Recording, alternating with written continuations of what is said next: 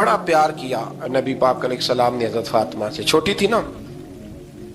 ادھر حضرت عائشہ صدیقہ کہتی ہیں کہ نبی پاک نے بڑی محبت فرمائی۔ مشکات میں حدیث ہے، کسی نے حضرت فاطمہ زہرا حضرت عائشہ صدیقہ سے پوچھا، سچے باپ کی سچی بیٹی، صدیق کی بیٹی صدیقہ، کسی نے پوچھا کہ عائشہ حضور علیہ السلام کو سب سے زیادہ محبت کس سے تھی؟ تو حضرت عائشہ فرمانے لگی پوچھنے والی بات ہی کوئی نہیں، حضور سب سے زیادہ سیدہ فاطمہ سے پیار کرتے تھے۔ تو کہا پھر یہ بتائیں کہ مردوں میں حضور کو سب سے زیادہ پیار کس سے تھا؟ فرمایا یہ بھی پوچھنے والی کوئی بات نہیں، فاطمہ کے شوہر مولا علی سے۔ یہ حضرت عائشہ صدیقہ بیان کرتی ہیں ان کے شوہر سے۔ اب لوگ نا ترازو لے کے بیٹھے رہتے ہیں اور تولتے رہتے ہیں۔ پیر سید فیض الحسن شاہ صاحب آلو مہاروی رحمت اللہ علیہ، ان کے پاس بھی ایک بندہ چلا گیا تو اس نے کہا جی بتائیں حضرت عائشہ افضل ہے کہ حضرت فاطمہ؟ تو آپ فرمانے لگے تجھے یہ سوال ہی نہیں کرنا چاہیے تھا، اس لیے کہ تیرے اور میرے پاس کوئی ترازو موجود ہے۔ اس نے کہا جی نہیں آپ بتائیں، بتانا پڑے گا۔ آپ فرمانے لگے نہیں بتاتا، کہنے لگا نہیں بتائیں، فرمانے لگے چل میں ایک بات بتا دیتا ہوں، فیصلہ گھر جا کے کر لینا۔ اس نے کہا بتائیں۔ آپ فرمانے لگے کہ عائشہ بیٹی ہے ابو بکر صدیق کی اور فاطمہ بیٹی ہے نبی پاک کی۔ تو فرمانے لگے کہ ابو بکر کی جو بیٹی ہے نا وہ نبی پاک کی بیٹی سے افضل نہیں ہو سکتی۔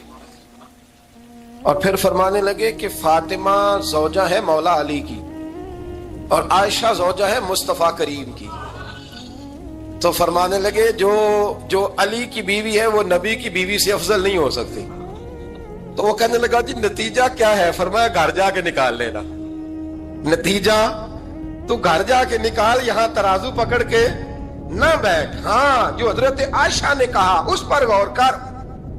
حضرت عائشہ خود گواہی دیتی سب سے زیادہ حضور حضرت فاطمہ سے پیار کرتے ہیں۔ چھوٹی عمر تھی تو جناب خدیجہ، ذرا انداز دیکھیے گا بیٹی کی محبت کا۔ حضرت خدیجہ فرماتی ہیں حضور جب گھر آتے نا تو دروازے پہ کھڑے ہو کے اونچی آواز میں فرماتے السلام علیکم۔ کہتے ہیں حضور نہ سلام لیتے، میں جواب دیتی، اپنے گھر حضور آئے ہیں پر نبی پاک دروازے پہ کھڑے ہیں۔ فرماتی ہیں کھڑے رہتے حضور، میں پھر تھوڑا ہنستی اور پھر میں کہتی فاطمہ سنتی ہو؟ اماں جی سنتی ہوں۔ فرمایا تمہارے ابا آ گئے ہیں دروازے پہ۔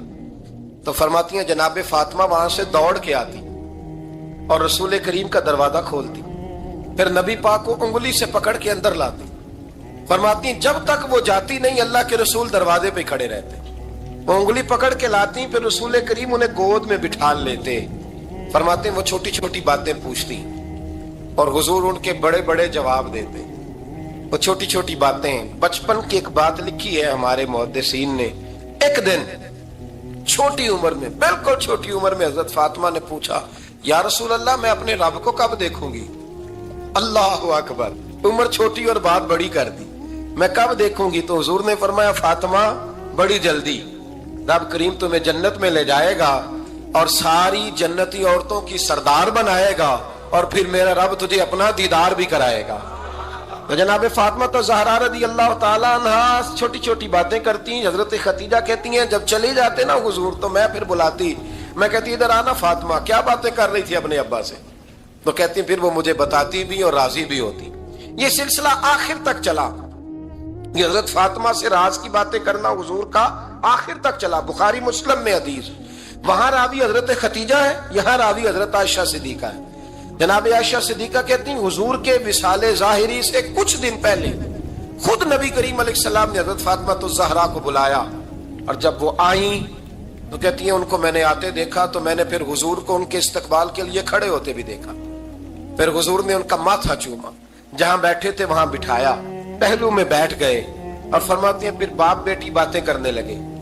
میں کوئی چیز بنا رہی تھی تو جناب عائشہ کہتی ہے میں نے دیکھا کہ حضور نے ان کے کان میں کوئی بات کہی تو جناب فاطمہ رونے لگ گئی۔ پھر حضور نے کان میں کچھ کہا تو وہ مسکرانے لگی۔ کہتی ہے حضور وہ بات کر کے تشریف لے گئے، فاطمہ ابھی بیٹھی تھی، میں آئی، میں نے آگے کہا کہ فاطمہ بتاؤ نبی کریم علیہ الصلوۃ والسلام نے آپ سے کیا کہا؟ کبھی ہنستی تھی کبھی روتی تھی، تو فرمایا حضور نے منع کیا ہے، یہ میرا اور میرے نبی کا راز ہے، میں حضور کی حیات ظاہرہ میں یہ بات کسی کو بتا نہیں سکتی۔ فرماتی ہیں کہ فاطمہ سے تو میں نے پوچھ لیا پر حضور سے پوچھنے کی تو جرت ہی نہیں تھی نا۔ لیکن وہ راز کی بات تھی. کچھ دن گزرے تو حضور بیمار ہو گئے, پھر کچھ دن گزرے تو حضور کا وصال ہو گیا. فرماتے ہیں کچھ عرصے کے بعد میں سیدہ فاطمہ الزہرا سے ملی تو میں نے کہا فاطمہ وہ بھید کھول تو دے, آج تو کھول دے وہ راز کیا تھا. آپ کو بلایا گیا, پھر آپ آئیں, پھر حضور نے بات کی, پھر نبی کریم علیہ السلام کے بات کرنے پر کبھی آپ روئیں کبھی آپ ہنسی, تو یہ کیا تھا؟ تو کہتی ہیں جناب فاطمہ پھر رونے لگی, کہنے لگی ہاں اماں جی اب میں پردہ کھول دیتی ہوں, اب میں راز بتا دیتی ہوں. حضور کا وصال ظاہری ہو گیا. فرمانے لگی مجھے حضور نے بلایا اور میرے کان میں فرمانے لگے فاطمہ وقت تھوڑا رہ گیا ہے, اب تیرے والد نے جانے کا پروگرام بنا لیا ہے, اب نہ ٹائم آ گیا ہے بچھڑنے کا. فرماتی ہیں جب میں نے یہ بات سنی تو میں رو پڑی, حضور آپ بچھڑ جائیں گے. کہتی ہے میں روئی. ذرا حدیث کے جملوں پہ غور کرنا. ماتی تھوڑی دیر گزری تو حضور نے میرے کان میں کہا فاطمہ پتر رو نا, بیٹے رو نا, میرے جانے کے بعد جو سب سے پہلے میرے پیچھے آ کے مجھے ملے گی نا بیٹی وہ تو ہی ہوگی. اللہ کرے میں سمجھا سکوں آپ کو بات. جب کہا نا کہ میں وصال کروں گا تو رو پڑی, اور جب کہا نا میرے بعد تیرا بھی جلدی وصال ہو جائے گا تو حضرت فاطمہ نے ہنسنا شروع کر دیا. کیا پیار ہے میرے محبوب علیہ الصلوۃ والسلام کے ساتھ جناب فاطمہ کا. ان کے وصال کی خبر سنی تو رو پڑی, اور اپنے کی سنی تو ہنس پڑی. اور پھر حضور نے کہا فاطمہ تجھے یہ بھی پتا ہے نا کہ اللہ تجھے جنتی عورتوں کا سردار بنائے گا, یہ بھی تجھے پتا ہے. تو جناب فاطمہ الزہرا کے ساتھ شروع سے لے کر آخر تک میرے رسول کریم علیہ السلام کی محبت رہی, پیار رہا. اور جناب فاطمہ کا جو حضور سے پیار تھا, ایک ہے باپ کا شفقت کرنا اور ایک ہے بیٹی کا پھر اپنے باپ سے. بولیے یہ بیٹیاں جو ہوتی ہیں نا ان کا بھی رویہ کو انوکھا ہوتا ہے ساری دنیا سے, انوکھا. میں کبھی کبھی کچھ ایسی باتیں کرنے کو دل کر جاتا ہے کہ جو کر گزرتے ہیں. ایک صاحب مجھ سے ایک دن کہنے لگا حضرت صاحب بڑی مشکل میں ہوں اور اتنا کٹھن وقت آ گیا کہ کوئی حال ہی نہیں. میں نے ان سے کہا کہ اپنی اماں سے دعا کراؤ, مسئلہ ٹھیک ہو جائے گا. میں نے لگا اماں تو انتقال کر گئی, تو میں نے کہا بہن سے دعا کراؤ. کہنے لگا بہن دور رہتی ہے. تو میں نے کہا پھر بیٹی سے کرا لو. آپ یقین کریں اللہ کے گھر میں بیٹھا ہوں, رمضان کا مہینہ مجھے تیسرے دن ملا. کہنے لگا حضرت صاحب الحمدللہ اللہ نے میری مشکل آسان کر دی. کہنے لگا یہ نسخہ آپ نے بڑا عجیب بتایا, پیر تو اس قسم کی باتیں نہیں نہ بتاتے. پیروں نے تو آپ کو پتا ہے دعائیں قید کر کے رکھی, صرف ہماری قبول ہونی ہے. کہنے لگے آپ میرے ان کا میرے ساتھ ارادت کا رشتہ ہے. کہنے لگے آپ کس طرح کے پیر ہیں کہ آپ نے مجھے پلٹ کے کہہ دیا کہ اماں سے, بہن سے, بیٹی سے. تو میں نے کہا اصل بات یہ ہے کہ میں کبھی تھکا بھی ہوتا ہوں, کبھی کسی رنگ میں بھی ہوتا ہوں, اور کئی دفعہ اب تو یہ حال ہو گیا ہے کہ رونا آئے بھی تو روتے نہیں کہ لوگ تماشا نہ سمجھیں. کئی دفعہ آنسو چھپانے بھی پڑتے ہیں کہ لوگ اس کو اداکاری اور فنکاری ہی نہ سمجھنے لگ جائے. تو میں نے کہا یہ جو بیٹی ہوتی ہے نا, یہ جو بہن ہوتی ہے, یہ جو ماں ہوتی ہے, اس کو اشارتاً بھی آپ کان میں کہہ دینا مشکل میں ہوں تو یہ رات کو رو رو کے مصلی بھگو دیتی.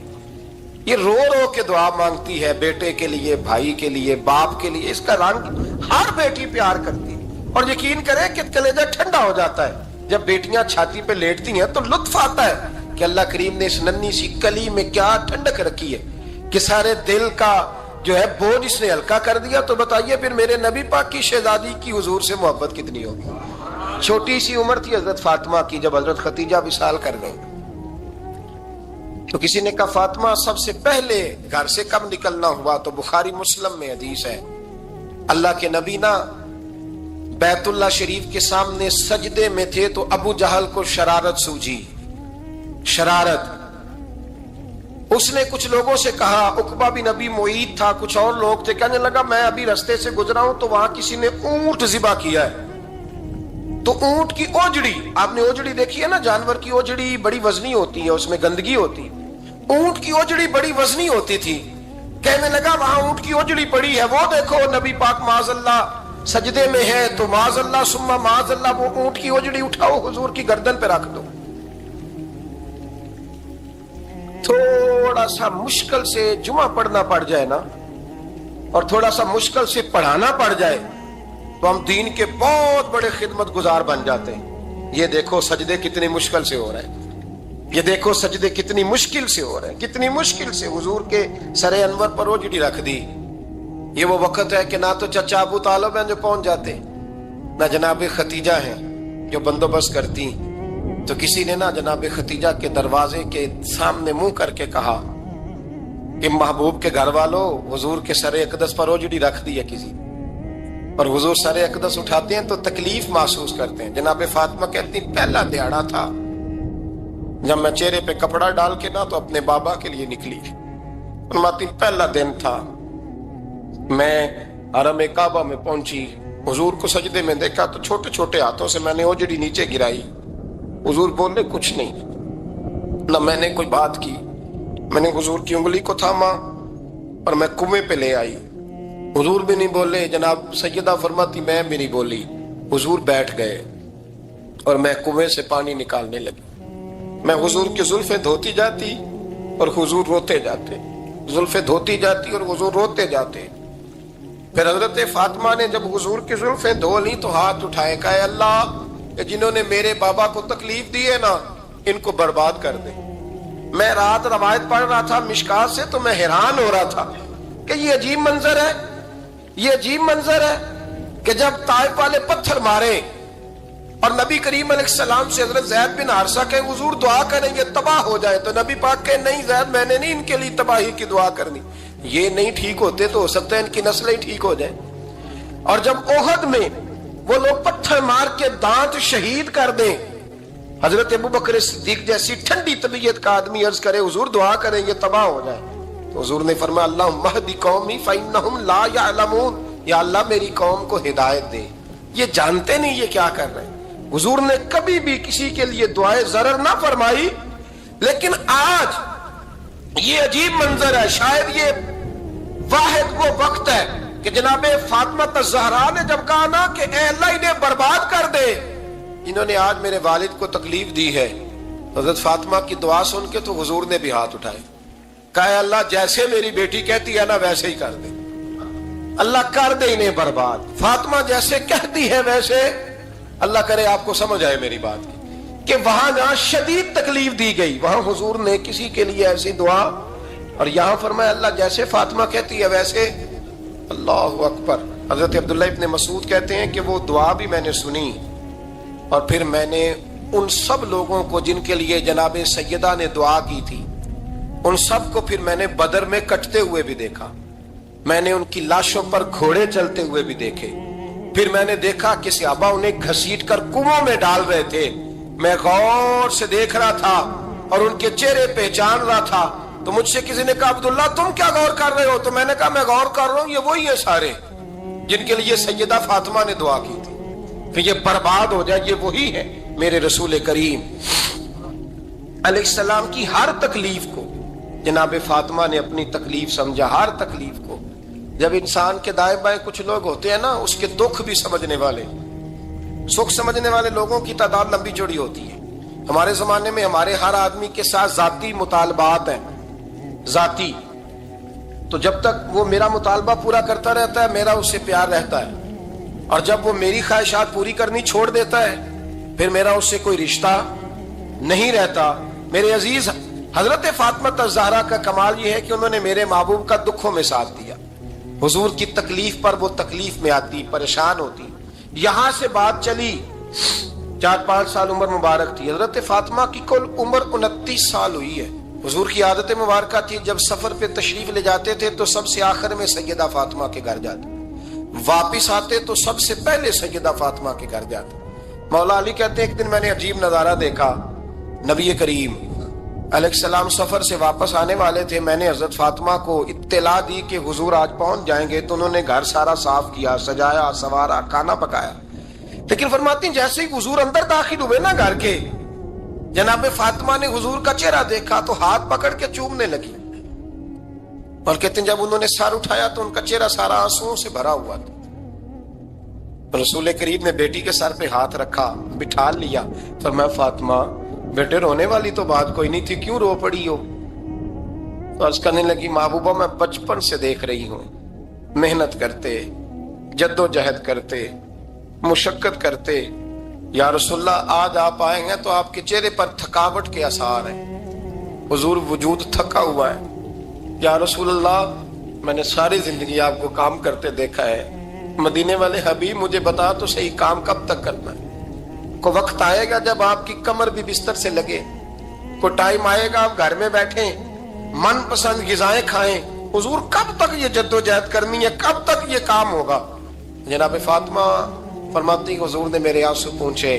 مولا کائنات شیر خدا فرماتے ہیں نبی کریم علیہ السلام فرمانے لگے فاطمہ تیرے باپ کی ڈیوٹیاں بڑی زیادہ ہیں، جب تک دنیا کے آخری کونے تک دین نہیں پہنچ جاتا اور جب تک اینٹیں اور پتھر بھی میرے دین کا پیغام سن نہیں لیتے اتنی دیر تک تیرا باپ جدوجہد کرتا ہی رہے گا۔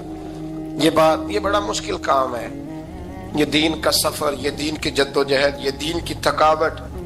آپ اپنی مرضی نہیں کر پاتے، لوگ اپنی مرضی کے ساتھ جی نہیں پاتے جو اس رستے کے مسافر ہوتے ہیں، وہ دین کی پراپرٹی ہوتے ہیں، انہیں دین کے مطابق چلنا پڑتا ہے۔ تو جناب فاطمہ نے وہ سارے رنگ دیکھے رسول کریم علیہ السلام کی حیات مبارکہ کے، پھر یہ ساری کیفیت جب دیکھی نا کہ حضور اتنی محنت کرتے ہیں تو پھر جناب فاطمہ کو میرے نبی کی امت سے پیار بڑا ہو گیا صلی اللہ ہو۔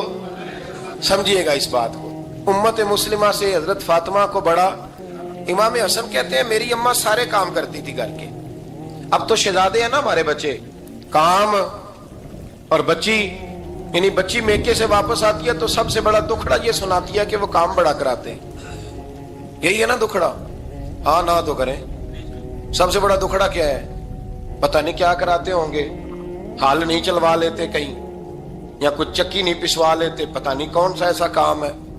اور آپ ناراض نہ ہو جانا، میں بھی بیٹی کا باپ ہوں، میں بھی بہنوں کا بھائی ہوں، میں بھی اس بات کو سمجھتا ہوں، لیکن ایک بات ذہن میں رکھنا، یہ بات نہیں ہے کوئی کرنے والی کہ سارے بچی کے ماں باپ جمع ہو کے پہنچ جاتے ہیں ہماری بچی جی کام بڑے کرتی ہے۔ مثلا کیا کرتی ہے؟ کیا کرتی ہے وہ؟ آؤ میں بتاؤں میرے مصطفیٰ کی بیٹی کیا کرتی تھی۔ میں نے سینکڑوں دفعہ یہ بات کی ہے اور میرا دل کرتا ہے روزانہ کروں، پھر کرتا ہوں۔ دنیا میں کوئی اتنا غریب ہے جس کی بیٹی اتنا کام کرے کہ ہاتھوں پہ چھالے پڑ جائیں؟ ہے کوئی اتنا غریب تو اٹھ کے بتائے کہ میری بیٹی سسرال میں اتنا کام کرتی ہے کہ چھالے پڑ جاتے ہیں؟ میں دکھاتا ہوں، میرے رسول کی شہزادی کو چھالے پڑ جاتے۔ کچا مکان، جناب فاطمہ جناب فضا آپ کی لونڈی تھی، ان سے مٹی منگاتی اور گھر میں لیپا پوتی کرتی، پھر جھاڑو دیتی۔ امام حسن اور حسین کے درمیان پورے سال کا فرق نہیں، 11 مہینے کا فرق، دونوں بچوں کو سنبھالتی۔ جناب علی کی والدہ حضرت فاطمہ بنت اسد بوڑھی تھی، جناب فاطمہ وہ کھول کے نوکری کرتی کہ حضرت فاطمہ بول پڑتی، حضرت فاطمہ بنت اسد بول پڑتی، کہتی بیٹے فاطمہ میرا اتنا نہ خیال رکھا کر، تیرے اپنے بھی بچے ہیں۔ جناب فاطمہ فرماتی آپ صرف علی کی ماں تو نہیں نا، آپ میری بھی تو ماں ہے نا۔ یہاں بیبیاں فلسفہ بیان کرتی ہیں، وہ کہتی ہیں جی کس حدیث میں آیا ہے ساس سسر کی خدمت فرض ہے؟ میں نے کہا کسی میں بھی نہیں آیا۔ ہم کیا کہہ رہے ہیں؟ کسی میں بھی نہیں آیا، لیکن یہ تو آیا ہے نا کہ شوہر راضی ہو تو اللہ راضی رہتا ہے۔ تو اگر شوہر ماں باپ کی خدمت سے راضی ہوتا ہے تو کرو خدمت، اس کو تو راضی کرنا ہے نا، اس پر تو توجہ دو۔ حضرت فاطمہ پھر چکی پیستی، چکی چکی، یہ آسان جملہ نہیں کہہ جاتے ہیں ہم، سن لیتے ہیں آپ۔ چکی پیس کر، جو پیس کر اس کا آٹا بنانا، پھر بچوں کے لیے کھانا پکانا۔ پھر ایک دن کہنے لگے علی آپ کی آمدن تھوڑی ہے، خرچے زیادہ، چرخہ نہیں لا دیتے؟ فاطمہ کیا کرو گی؟ فرمایا تھوڑا سا سود بنا لیا کروں گی، تم بیچ آیا کرنا، چلو میں تھوڑا ہاتھ بٹاؤں گی۔ یہ ساری ڈیوٹیاں کر کے حضرت حسن فرماتے ہیں پھر عزت والے رسول کی عزت والی بیٹی، پھر شانوں والے نبی کی شانوں والی بیٹی، پھر پاک محبوب کی پاک شہزادی، ساری ڈیوٹیاں کر کے رات کو مولا علی سے کہتی اگر آپ اجازت دیں تو اللہ کو راضی نہ کر لوں؟ حضرت علی فرماتے فاطمہ جیسے دل کرے۔ تو امام حسن کہتے ہیں پھر میری ماں مصلی بچھا لیتی، مصلی، اور پھر ساری رات وہ نماز پڑھتی، ساری رات، اور فرماتے ہیں جب سویرے ہاتھ اٹھاتی تو پہلی دعا یہ کرتی اے اللہ میرے رسول کی امت پہ رحم فرما، اے اللہ میرے رسول کی امت پہ رحم فرما۔ تو کہتے ہیں زمانے بیت گئے یہ دعا سنتے تھے۔ ایک دن میں قریب گیا تو میں نے کہا امی حضور کوئی دعا میرے لیے بھی کر دیں، کوئی حسین کے لیے بھی کر دیں، کوئی زینب کے لیے بھی کر دیں۔ सारी दुआएं उम्मत मुस्तफा उम्मत मुस्तफा उम्मत मुस्तफा। कितना बड़ा जुमला है, कितना बड़ा। शेख मुहक्किक ने लिखा है कितना बड़ा। जनाब फातिमा फरमाने लगी तेरे लिए भी करती हूँ, हुसैन के लिए भी करती हूँ, ज़ैनब के लिए भी करती हूँ, सबके लिए करती हूँ, पर बेटा याद रखना फातिमा की दुआओं पर पहला हक मेरे रसूल की उम्मत का है। फातिमा की असल में बात बहुत खुशी की सुना दी मैंने आज, लेकिन आप वहीं सुस्त के सुस्त रह गए। ये किसी आम आदमी की दुआ नहीं, पीर साहब की, दरवेश साहब की रटी रटाई दुआ नहीं, ये सैयदा फातिमा की दुआ है। आपको इतना बड़ा खजाना मिल रहा है और आप समझे ही नहीं बात को। हजरत फातिमा फरमाने लगी मेरी दुआओं पर सबसे ज्यादा हक मेरे रसूल की उम्मत का है, तो मैं ये हक हमेशा अदा करती रहूंगी, मैं उन्हें दुआएं हमेशा देती रहूंगी। हजरत फातिमा बड़ा प्यार करती हैं। इमाम हसन कहते हैं कि एक पूरा दिन गुजर गया, खाने को कुछ न मिला, अगली शाम आ गई तो चंद रोटियां खाने में मिली, जौ लाए हजरत अली, जनाब फातिमा ने पीस के रोटी पकाई। फरमाती हैं सबको खाना खिला दिया तो अपनी रोटी आपने रख ली। जब आप खाना खाने लगी, खाने पर हाथ ही रखा था कि दरवाजे पर किसी ने सदा दी, तो कहते हैं बोलने वाले के लफ्ज बड़े अजीब थे। जिसने सदा दी ना उसके लफ्ज बड़े अजीब थे। कहने लगे और रसूलुल्लाह की बेटी, मैं 2 दिन से फाके में हूं, तो मुझे पता है इस घर से रोटी जरूर मिलेगी। जनाब फातिमा ने ना खाना उठाया, इमाम हसन को कहने लगी बेटे दे आ। जनाब हसन कहते हैं मुझे बड़ी तकलीफ हुई, हम सब खाना खा चुके थे, मौला अली भी खा चुके थे, सिर्फ मेरी अम्मा ने नहीं खाया था। माँ और बेटे का प्यार, और फिर हसन हुसैन और सैयदा का प्यार। फरमाते मैंने कहा अम्मा जी आधी दे देते हैं, आधी आप खा लें, पूरा दिन गुजर गया आप फाके से हैं। तो कहते हैं हजरत फातिमा ने मेरे सर पे हाथ रखा, फिर मेरा माथा चूमा, कहने लगी बेटा तूने उसकी आवाज नहीं ना सुनी जिसने सदा लगाई, उसने ना तो अली से बात की ना तेरे साथ बात की, उसने तो कहा रसूलुल्लाह की बेटी, तुमने सदा नहीं ना सुनी, उसके लफ्ज क्या है, उसने तो मेरे साथ बात की।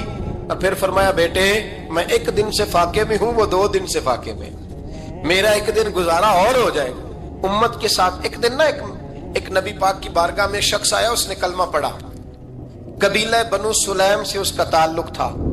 नबी करीम अलैहिस्सलाम ने उससे उसकी माली हालत पूछी, तो अर्ज करने लगा या रसूल अल्लाह सल्लल्लाहु अलैहि वसल्लम मेरे कबीले में 3000 लोग हैं और सबसे गरीब मैं ही हूं। नबी करीम सल्लल्लाहु अलैहि वसल्लम ने फरमाया इसकी मदद करो भाई।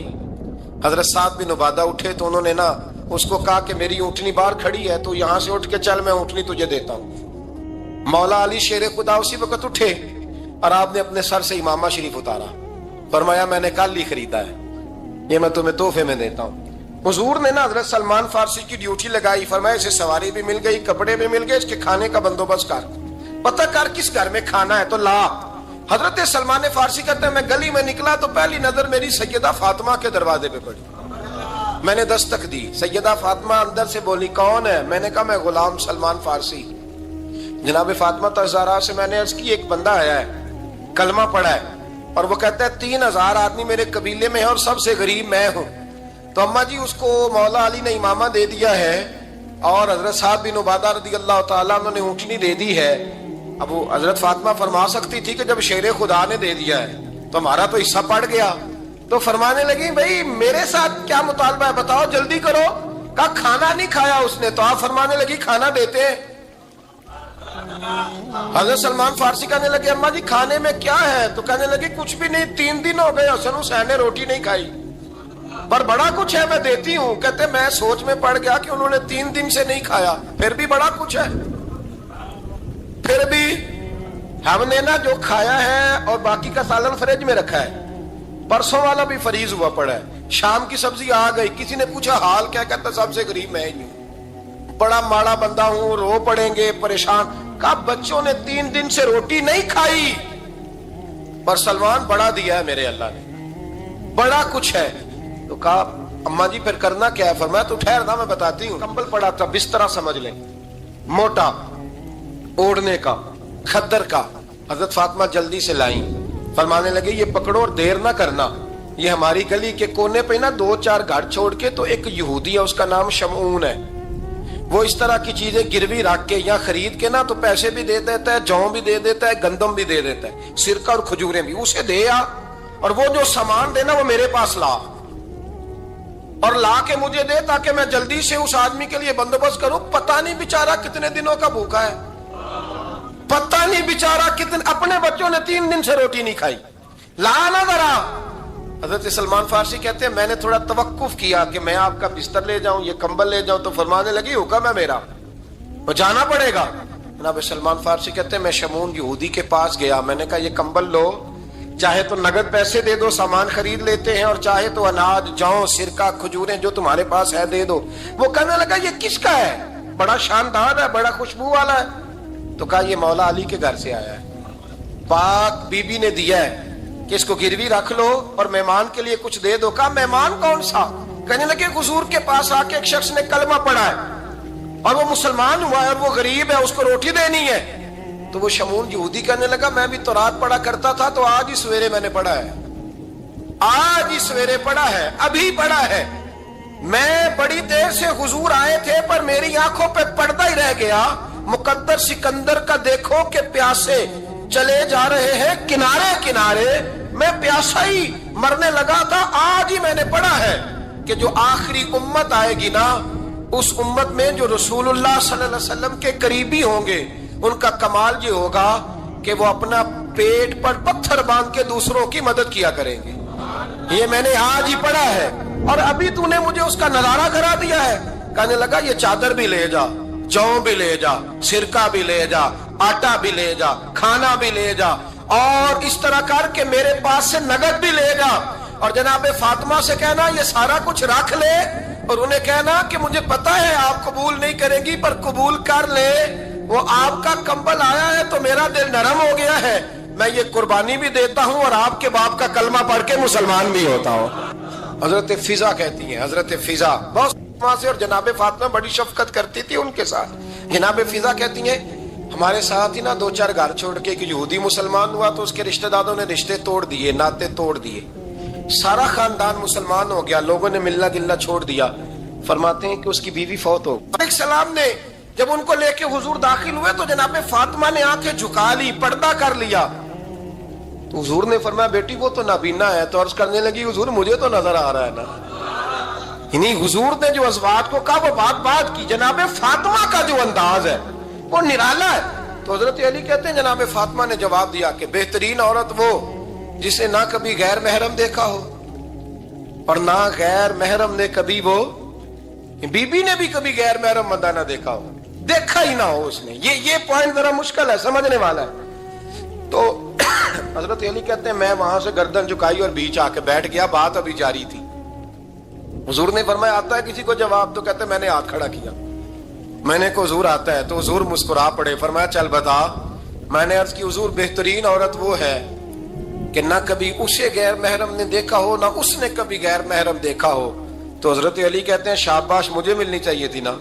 حضور مسکرا پڑے، کہنے لگے میں نے تو پہلے کہا ہے فاطمہ تو بدعت منی، فاطمہ میرے جگر کا ٹکڑا ہے، میں نے تو بڑا پہلے کہہ دیا ہے. تو کہتے ہیں صحابہ میری طرف دیکھنے لگے کہ یہ تو تعریف فاطمہ کی ہونے لگ گئی ہے. تو میں نے کہا کیا کریں، اس محبوب کو بتایا ہے جس کے لیے اللہ نے کوئی پردہ رکھا ہی نہیں، سارے پردے کھول دیے. حضرت فاطمہ کے وصال کا وقت آیا، انتقال کا. تو حضرت اسماء بنت امیس کو بلایا اور بلا کے فرمانے لگی تو مجھے غسل دینا اور سوائے میرے شوہر مولا علی کے کسی اور سے مدد بھی نہ لینا. اور فرمانے لگی میں نے حبشہ کے بارے میں سنا ہے کہ وہاں جب بیویوں کا جنازہ اٹھتا تھا تو وہ لوگ چارپائی کے اوپر یوں کر کے اس طرح کر کے لکڑیاں لگاتے تھے، نیچے باندھ لیتے تھے اور لکڑی میں لچک ہو تو اوپر جا کے پھر اس کو باندھ دیتے تھے تو پردہ بن جاتا تھا.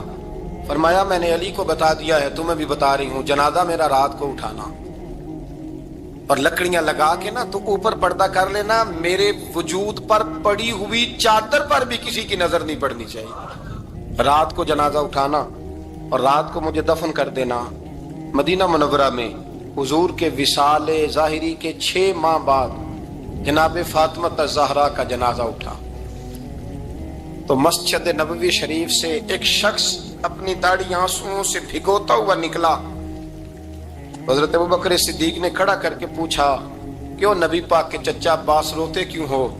حضرت عباس کہنے لگے پہلے حضور گئے تھے، اب نبی پاک کی تصویر بھی چلی گئی۔ کیا ہوا؟ کہ جناب فاطمہ کا وصال ہوا، پھر سے ایک دفعہ مدینے میں رات آئی، پھر سے شام ہوئی، پھر سے جنازہ اٹھا۔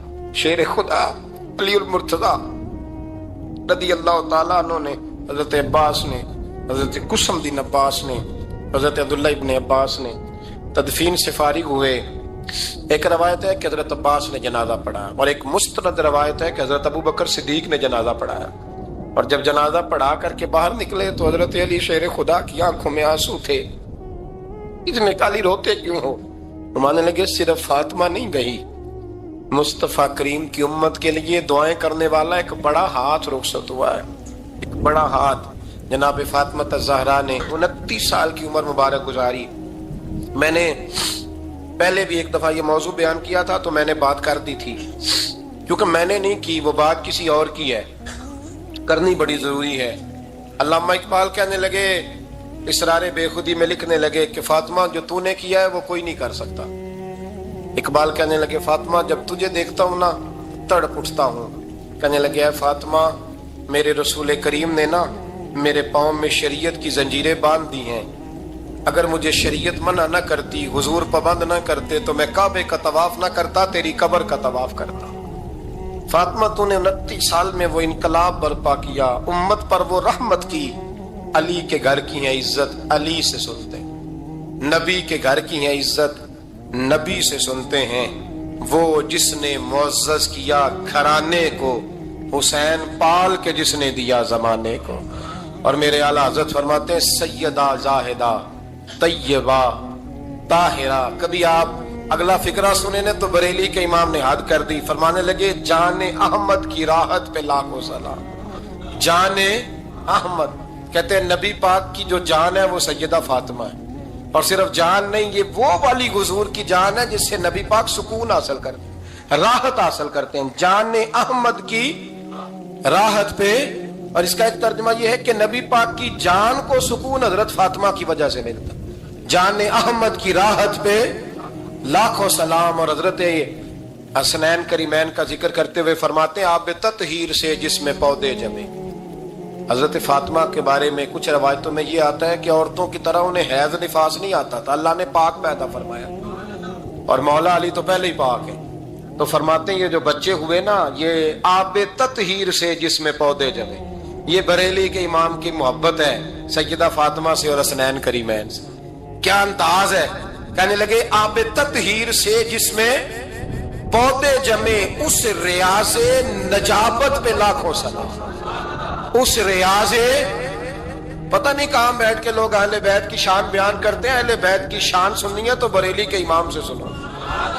اس ریاض نجابت پہ کہتے ہیں حضرت فاطمہ صرف پاک نہیں، پاکیزگی کا پورا باغ ہے، پورا، یعنی ان کی چھاؤں بھی پاک ہے، ان کا سایہ بھی، ان کا پھل بھی، ان کی ٹہنیاں بھی، بولے تو صحیح یار، ان کی ٹہنیاں بھی، ان کی زمین بھی، اس ریاض نجابت پہ لاکھوں سلام۔ نبی پاک صلی اللہ تعالی علیہ وسلم کی نگاہ فیض سے جن لوگوں کی تربیت ہوئی اور پھر انہوں نے اپنے علم سے، اپنی حکمت سے، اپنی دانائی سے اور اپنی بے پناہ جرت اور بہادری سے دنیا میں بہترین نمونہ چھوڑا، ان میں سے ایک بڑا نام حضرت مولا علی شیر خدا کا ہے۔ بالعموم ہم یہ دیکھتے ہیں کہ جو لوگ بہت زیادہ بہادر ہوتے ہیں نا، میدانوں کے ہوتے ہیں، لڑنے، جہاد کرنے، جد و جہد کرنے کا مزاج رکھتے ہیں، ان کا علم سے شغف نہیں ہوتا، پڑھنا لکھنا، دانائی کی بات کرنا، حکمت کی بات کرنا ان کا کام نہیں ہوتا، وہ تو میدان کے لوگ ہیں۔ اور جو لوگ کتاب کے، علم کے، اس معاملے کے ہوتے ہیں، ان میں کئی دفعہ ایسا ہوتا ہے اللہ ماشاءاللہ کہ وہ لوگ کتاب کے تو ہوتے ہیں، علم حکمت کے تو ہوتے ہیں، لیکن میدان کے اندر تلوار لے کے بنفس نفیس شامل ہونا ان کے بس کی بات نہیں ہوتی۔ لیکن تاریخ میں حضرت مولا علی شیر خدا ایک عجیب فضیلت والی شخصیت ہیں کہ وہ اگر علم کی بات کریں تو ان سے زیادہ دانا کوئی نہیں، حکمت کی بات کریں تو ان سے زیادہ بہترین بات کرنے والا کوئی نہیں. ان کے پاس بیٹھا جائے تو انسان کی تربیت کرنے والا ان سے اچھا مربی نظر کوئی نہیں آتا. یہ ساری باتیں بھی مسلمہ ہیں، لیکن اگر وہ تلوار لے کے میدان میں نکل آئیں تو دیواریں ہلتی رہتی ہیں اور در کانپ جاتا ہے، اور علی کا نام سن کے اب بھی خیبر کانپ جاتا ہے.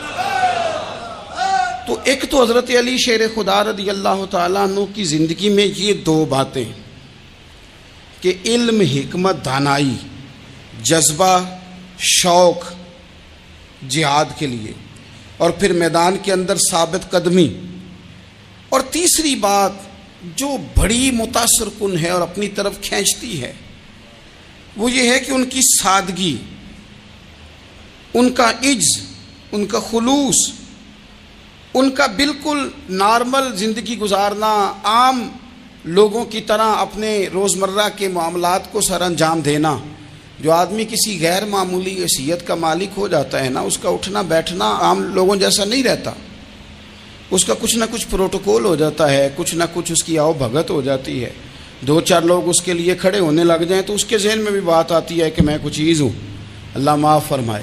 لیکن بالکل ایک سادہ زندگی، عام لوگوں کے لیے دستور عمل، یہ تین باتیں بڑی متاثر کن ہیں. آپ دیکھیے، سب سے پہلے تو ایک بات سمجھیں، اللہ تعالیٰ نے قرآن مجید میں فرمایا کہ ان الذین آمنوا وعملوا الصالحات سیجعل لهم الرحمن ودا.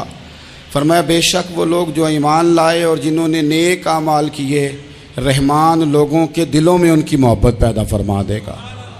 حضرت عبداللہ ابن عباس رضی اللہ تعالیٰ عنہ فرمایا کرتے تھے اس آیت کا پہلا مصداق حضرت علی شیر خدا ہیں. کیوں؟ اس لیے کہ حضرت علی شیر خدا فرماتے ہیں، بخاری مسلم میں فرماتے ہیں، مجھے قسم ہے اس ذات کی جس نے زمین چیر کے دانہ پیدا کیا ہے، مجھ سے رحمت عالم صلی اللہ علیہ وسلم نے وعدہ فرمایا کہ علی یاد رکھنا تم سے صرف مومن ہی پیار کرے گا، اور جس سینے میں تمہارا بغض ہوگا وہ سینہ مومن کا نہیں منافق کا ہوگا. تم سے مومن پیار کریں گے، مومنوں کے دلوں میں کشش ہوگی تمہارے لیے، ان کے سینے کشادہ ہوں گے تمہارے حق میں. حضرت مولا علی شیر خدا کی محبت، ان کا نام آئے تو دل ٹھنڈا ہو جائے، آنکھوں میں روشنی آئے، چہرہ روشن ہو جائے، تو معنی یہ ہے کہ ایمان مضبوط ہے دل میں. اور اگر بندہ کمزور ہونے لگ جائے، اگر اس کی کیفیات کوئی اور رنگ پیش کریں، تو معنی یہ ہے کہ ایمان سینے میں مضبوط نہیں ہے. حضرت علی شیر خدا سے حضور کا جو قربت کا تعلق دیکھیں، کچھ لوگ ایسے ہوتے ہیں کہ جن سے قربت ہوتی ہے. آپ نے کبھی دیکھا ہے ہر بندے سے مل کے بندہ رو نہیں سکتا، ہر بندے کو دیکھ کے رونا آتا نہیں، لیکن کچھ لوگوں سے روح ملتی ہے نا کسی کی، تو ویسے کبھی وہ بندے مل جائیں نا، دل کرتا ہے تینوں سامنے بٹھا لاں، تیرے درد پرانے چھیڑاں. کچھ لوگ ایسے ہوتے ہیں جن کے ساتھ حضور تشریف فرما ہیں. حضرت علی شیر خدا کہیں گئے ہوئے ہیں تو محبوب کیا فرماتے ہیں؟ فرماتے ہیں اللہ اس وقت تک میرے پاس حضرت اسرائیل کو نہ بھیجنا جب تک میں علی سے ملاقات نہ کر لوں. دعائیں ہو رہی ہیں کہ میری جب تک ملاقات نہ ہو جائے، میرا جانے کا وقت نہ آئے. مشکات میں حدیث موجود ہے. تو سرور کائنات علیہ السلام کا جو ان کے ساتھ قربت ہے، حضور کا جو ان سے پیار ہے، حضور نے ہر مہاجر کو ایک انصاری کا بھائی بنایا. انصار کے اندر حضور نے بھائی چارہ قائم فرمایا، اور یہ تاریخ کا وہ والا بھائی چارہ ہے جس کی نہ اس سے پہلے کوئی مثال ہے، نہ قیامت تک دوبارہ کوئی مثال دی جا سکتی ہے. بھائی جب سگے بھائی جب شادی شدہ ہو جاتے ہیں نا، تو ان کی اپنی اپنی جیبیں ہو جاتی ہیں، اپنی اپنی گفتگو ہو جاتی ہے. 6 ماہ کے بچے کے بارے میں بھی وہ کہنے لگ جاتے ہیں میں نے بچوں کا بھی تو کچھ بنانا ہے نا. انہیں بالکل اب وہ چیزیں نظر آنی بند ہو جاتی ہیں جس میں والدین اور بہن بھائی شامل ہوتے ہیں. وہ کہتے ہیں میرے بھی تو بچے ہیں. لیکن یہ بھائی چارہ مہاجرین اور انصار کا اتنا زبردست اور معنی خیز ہے، حضور نے بھائی چارہ قائم فرمایا. سگے بھائیوں کو وراثت دینا مشکل ہوتا ہے. بڑا کہہ رہا ہوتا ہے کمائی تو میں نے کی تھی، چھوٹا کہہ رہا ہوتا ہے کہ باہر تو پہلے میں گیا تھا، جھگڑے. لیکن یہ تاریخ اسلامی کا وہ بھائی چارہ ہے کہ جن میں برادری، قبیلہ، رنگ، نسل، علاقہ ایک نہیں. پر ہزاروں قومیں وجود میں آئیں دہر میں خشک و تر کے رشتے سے، ہم نے بنیاد دوستی رکھی یاد خیر البشر کے رشتے سے۔ اور اقبال نے جن انداز میں اس مضمون کو بیان کیا ہے وہ انداز ہی نرالا ہے۔ اقبال فرماتے ہیں خاص ہے ترکیب میں قوم رسول ہاشمی، بننے میں کوئی خاص، ان کی ترکیب ہی کوئی خاص ہے۔ حضور نے بھائی بھائی بنا دیا۔ اب بھائی جن کو دینی اسلامی مذہبی بھائی بنایا ہے وہ دوسرے بھائی کے بارے میں کیا ذہن رکھتا ہے؟ وہ کہتا ہے کہ میرے بھائی میرا کاروبار بھی آدھا تیرا، جائیداد بھی آدھی تیری، چونکہ تو میرا بھائی ہے تو تو رسی لے کے پیمائش کر لے، میں اپنا گھر بھی بانٹ کے آدھا تجھے دینا چاہتا ہوں۔ جب اس قدر زیادہ لوگوں کی نظریاتی پختگی ہوئی اور لوگ اس قدر زیادہ مزاج رکھنے لگے تو پھر ایک خاص قربت کا ماحول وہاں نظر آیا۔ پھر وہ جو مہاجر بن کے آئے تھے اور بہت زیادہ جن لوگوں نے جہاد کیا تھا، جد و جہد کی تھی، گھر بار چھوڑے تھے، پھر ان لوگوں کو زیادہ دشواری نہیں ہوئی، زیادہ آزمائش نہیں ہوئی دل لگانے میں اور مدینے میں رہنے میں، بڑی آسانی سے وہ لوگ وہاں رہنے لگے اور بڑی جلدی ان کا مدینے سے اور اہل مدینہ سے پیار بڑھ گیا۔ تو میرے عزیز بھائیوں، حضور نے ہر انصاری اور مہاجر کو ایک دوسرے کا بھائی بنا دیا، سب کو بنا دیا۔ حضرت علی رہ گئے، اب یہ تو دونوں مہاجر ہیں، حضور بھی مکہ شریف سے آئے ہیں، حضرت علی بھی، بظاہر تو دونوں مہاجر ہیں، اگرچہ ساری زمین کے مالک رسول پاک ہیں، سب کو بھائی بھائی بنا دیا۔ تو اب ہر بندے کو بھائی مل رہا ہے اور بھائی بڑے پیارے ہوتے ہیں۔ میں کئی دفعہ کہتا ہوں کہ بھائی بڑے پیارے ہوتے ہیں، کچھ قدورتیں دنیاوی طور پر معاذ اللہ دلوں میں آ جاتی ہیں، لیکن بھائی کا درد جو بھائی محسوس کر سکتا ہے وہ بھی دوسرے کو محسوس نہیں ہوتا۔ تو حضرت علی جب کسی کے بھائی نہیں بنائے گئے تو رو ہی پڑے، اتنے دلیر بندے تھے، پر بھائی کی ضرورت بندہ اتنی محسوس کرتا ہے، اس کو بھائی سے لگاؤ اتنا زیادہ ہوتا ہے کہ مولا علی رو پڑے، مشکات میں موجود روئے۔ حضور نے فرمایا کیوں روتے ہو؟ عرض کی حضور آپ نے سب کو ایک دوسرے کا بھائی بنایا ہے، میں رہ ہی گیا ہوں، مجھے کسی کا بھائی نہیں بنایا۔ اب وہ آنسوؤں میں لپٹی ہوئی وہ بات حضرت علی نے عرض کی تو محبوب نے فرمایا علی انت اخی فی الدنیا والآخرہ، فرمایا علی تو میرا بھائی ہے اور نرا دنیا میں نہیں، تو دنیا اور آخرت میں میرا بھائی ہے، تو میرا بھائی ہے دنیا میں بھی اور آخرت میں بھی۔ تو حضرت مولا علی شیر خدا کرم اللہ تعالی وجہہ الکریم کے جو فضائل ہیں، جو ان کے خصائص ہیں، ان کی جو فضیلت کی باتیں، میں نے جیسے کہا کہ انہیں بڑی زیادہ دلچسپی تھی میدان جہاد سے، شوق شہادت ان کا دیدنی تھا۔ ایک موقع پر نبی پاک صلی اللہ تعالیٰ علیہ وسلم نے ارادہ فرمایا کہ حضرت علی کو اپنا نائب بنا کے مدینہ منورہ میں چھوڑ کے جایا جائے۔ محبوب کریم علیہ السلام جب بھی تشریف لے جاتے تھے تو کسی ایک کو نائب بنا کر مدینہ منورہ میں چھوڑ جاتے۔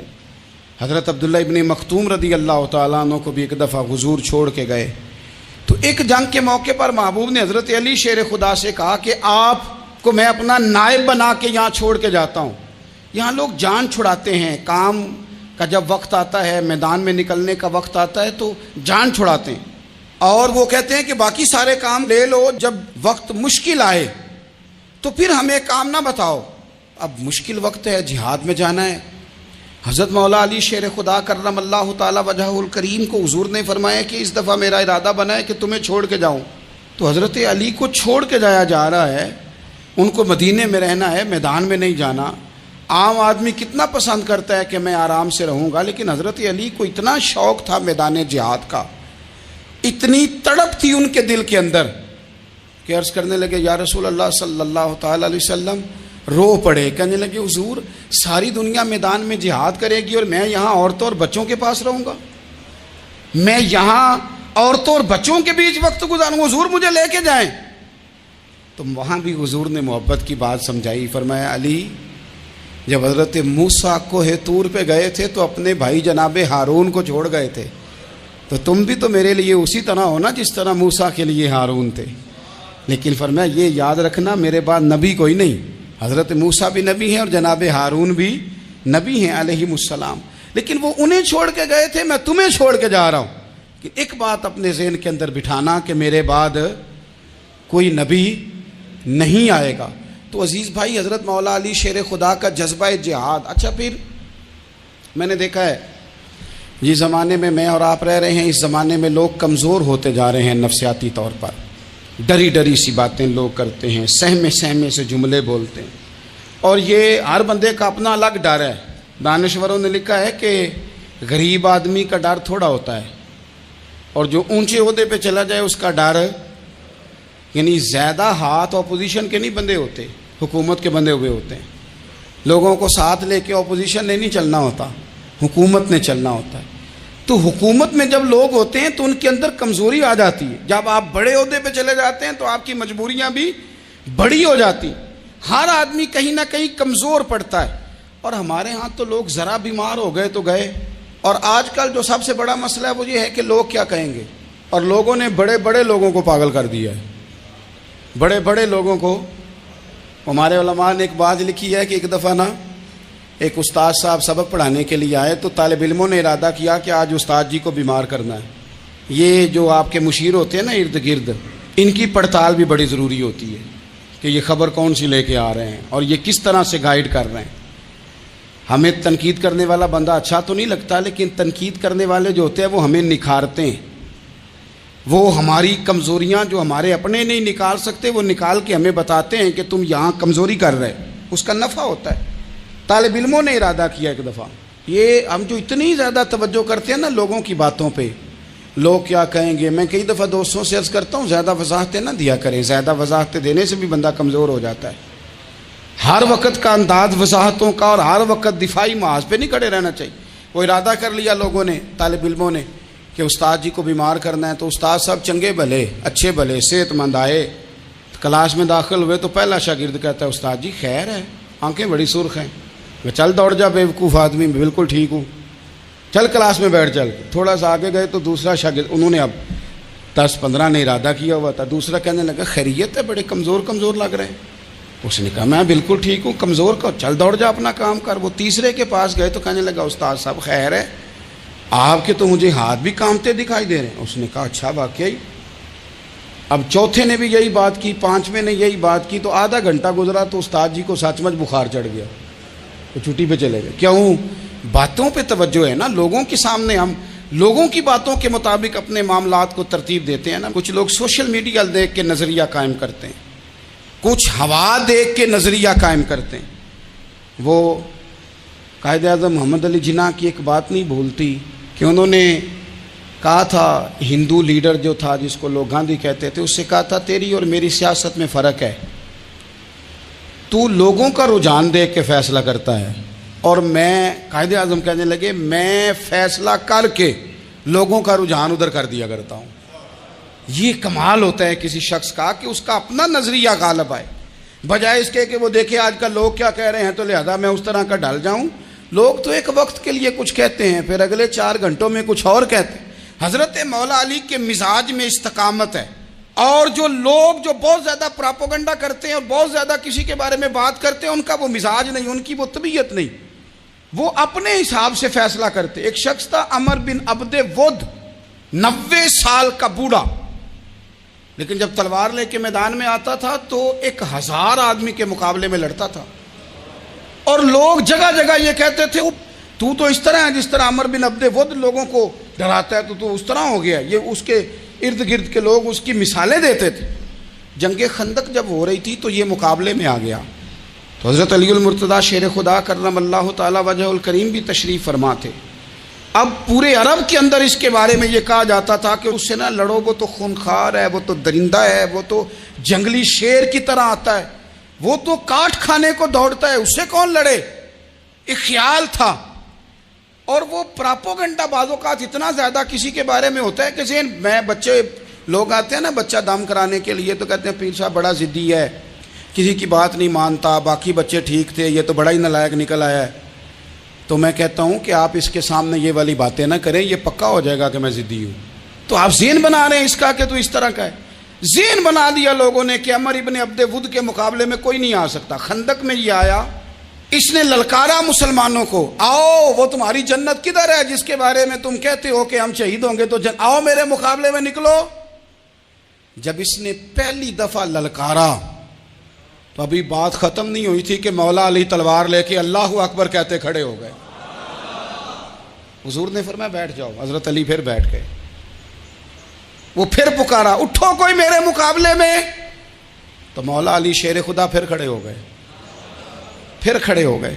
حضور نے فرمایا بیٹھ جا. ایک شخص نے کہا علی یہ عمر بن عبد ود ہیں. فرمایا مجھے پتہ ہے. نہیں سمجھے آپ بات.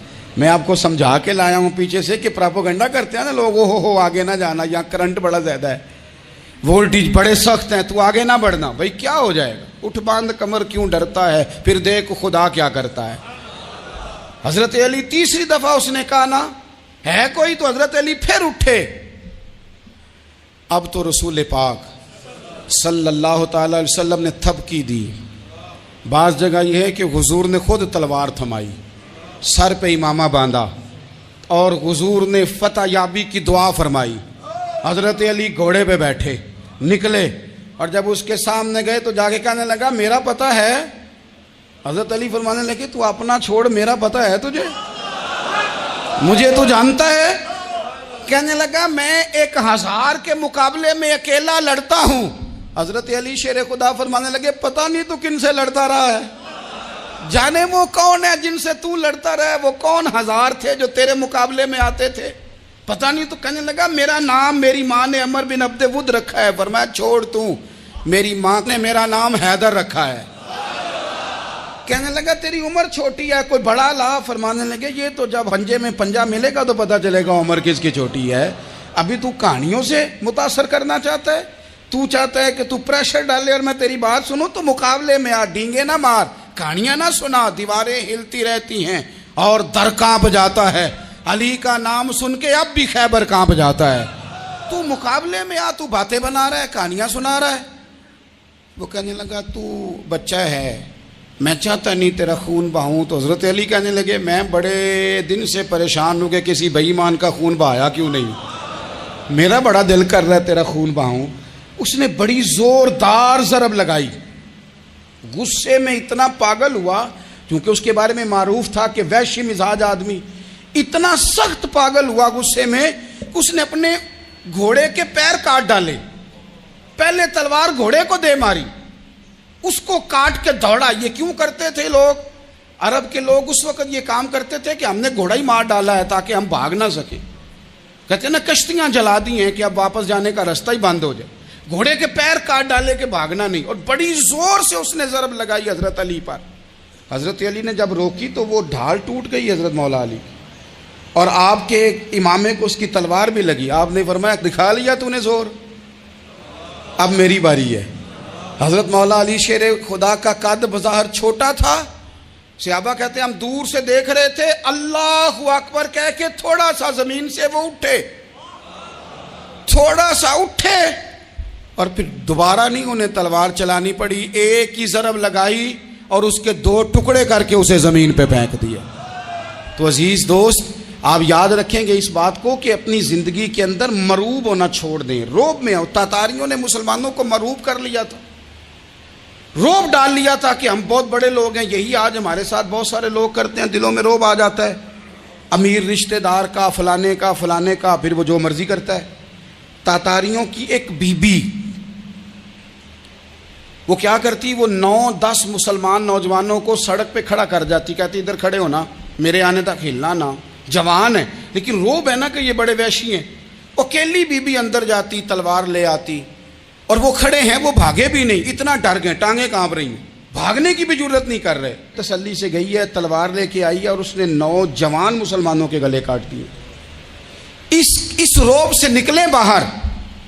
نوجوانوں سے کہتا ہوں نکلو. اور جن لوگوں نے دنیا میں انقلاب برپا کیا وہ غریب گھروں کے تھے, وہ لوگ تھے کہ جو بظاہر کسی بڑے قبیلے سے نہیں تھے. آپ محنت کریں, تعلیم حاصل کریں, جد و جہد کریں, مشقت کریں, اپنی زندگی میں کچھ مقاصد کے حصول کے لیے آگے بڑھیں. اور اگر آپ کہیں کہ دائیں بائیں میرے فلاں آدمی مجھے یہ مشورہ دے رہا ہے, تو کچھ لوگ دنیا میں باتیں کرنے آئے ہیں, انہوں نے باتیں کرنی ہیں اور بڑا فائدہ ہوتا ہے, ان کو باتیں کر لینے دیں, ان کو کرتے رہنے دیں.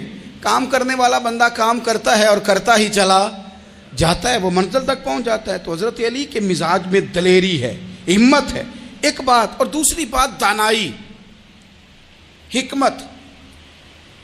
یہ جو ہمارے فیصلے ہیں نا جذباتی, اور جناب آج فلانے نے یہ کہہ دیا تو میرا پروگرام یہ بن گیا، تو پھر کل کسی نے اور کچھ کہہ دیا تو میرا پلان اور بن گیا۔ میں سب سے زیادہ ان لوگوں کے حق میں پریشان ہوتا ہوں جو سویرے کچھ اور کہتے ہیں، دوپہر کو کچھ اور کہتے ہیں، شام کو کچھ اور کہتے ہیں۔ بھئی آپ کا کوئی نظریہ ہونا چاہیے، کوئی ویژن ہونا چاہیے زندگی میں، آپ کے اندر کوئی حکمت اور دانائی ہونی چاہیے۔ اس کے لیے کیا کرنے کی ضرورت ہوتی ہے؟ اس کے لیے ضرورت ہوتی ہے کہ آپ کا ذہن ایک طرف ہو۔ میرے اسا فرمایا کرتے تھے زندگی میں ایک کام کر لو پر صحیح کر کے کر لو۔ ہم نے تو سارے کام کرنے ہیں۔ آج کل ہر بندہ صحافی ہے، ہر بندہ تجزیہ نگار ہے، ہر بندہ سیاستدان ہے، ہر بندہ ہی مفتی ہے، ہر بندہ ہی جناب واعظ ہے، ہر بندے کے پاس ہی کچھ مسئلے۔ اس کا نقصان یہ ہے کہ کسی کے پاس بھی کچھ نہیں۔